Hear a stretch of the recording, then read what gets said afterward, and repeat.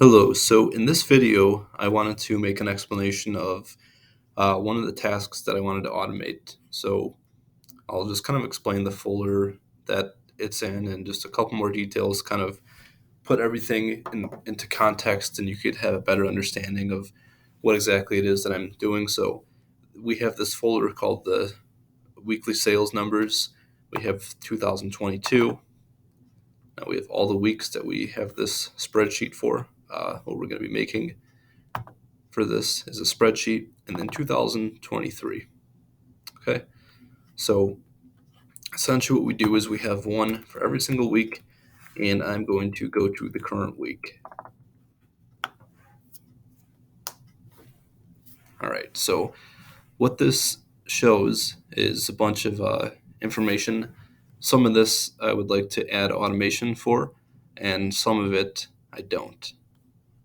Okay, so essentially what I do want to automate is this section here. So between rows 3 and 9. Everything else, this is actually going to be filled in manually by myself and my employees. So for these, this is the amount of sales that's done every every day. So if you click on here, this link, it's going to pull up the information on Smart Moving, and then it'll be loaded in a second here.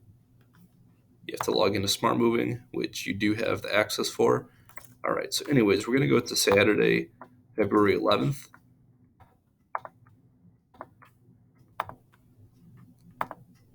And we see $2,670 in sales. That's the number that is reflected here. We're going to go to Sunday the 12th.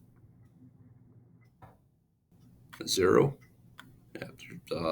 Doesn't say the dollar amount here. It just has these two dashes, but there's no records found.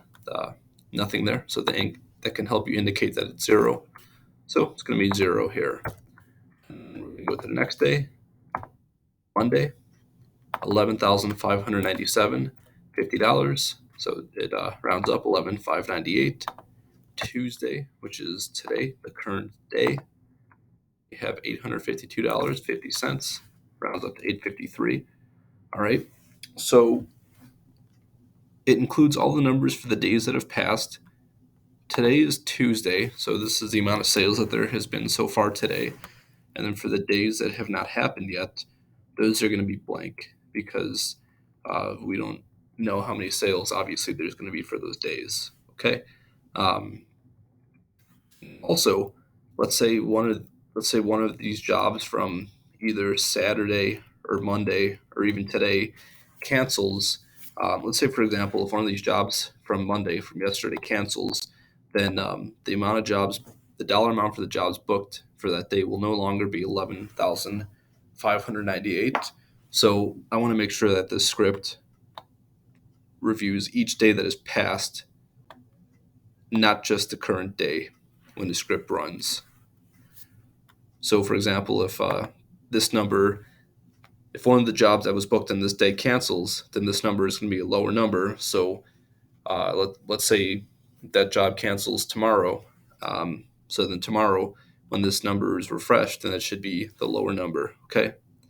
Now, on the right hand side, this kind of gives a comparison of the numbers from last year compared to the numbers from this year. So, to get this information, we're going to click on this link for forecast.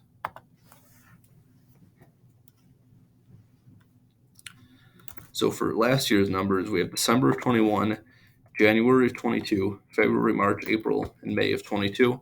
So we're going to start here, December of 21. Okay. So we're going to use this column, completed revenue. Or actually, no, we're going to use this one, committed revenue. Yep, committed revenue. Okay. So we had 101, 790, round up 9, 101, 799 right there. Oh, it's actually the exact amount. Yeah, 101, 798 and 69 cents. And then the next month we have this one, and yeah, you could see all of those. So those are all displayed right here. Now for this year, we have December. So these months, first two have already passed, but December 22 in January of 23. December of 22 is right here.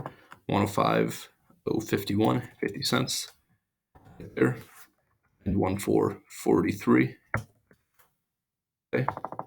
Now for February, we put the amount that is committed revenue for February. So the month is not completed yet, but based on what we have booked so far, it's $40,075. Now that could change if we book it. If we book some jobs that are going to fill up the schedule on the calendar, any of the days that we have available for February, this number can be higher. If some jobs that are between now and the end of the month cancel, that number is going to get lower. And then for March, um, we put this number. And then for the next month, April, we put this number. For May, it appears that there is nothing committed to the schedule yet. All right, so these are all the numbers that we are going to put on here. Now, this is a sum of these, so you don't have to do anything with that. And then the only other thing is that each week, at the end of the week, I want to make a copy of this. So, for example, click make a copy, and then the name of that would be 218 to 25. I'm not actually going to make it, but you would do this, click make a copy, and then you would clear out all these numbers because these would be reset. And then the following week, those numbers would be filled out as the week goes through. And then in this column B right here, from row 3 to 9, those have to be updated as well because it would be different days for the following week. So hopefully that explains all the questions. And if you have any other questions, let me know. All of these other cells, you're not going to have to do anything with that.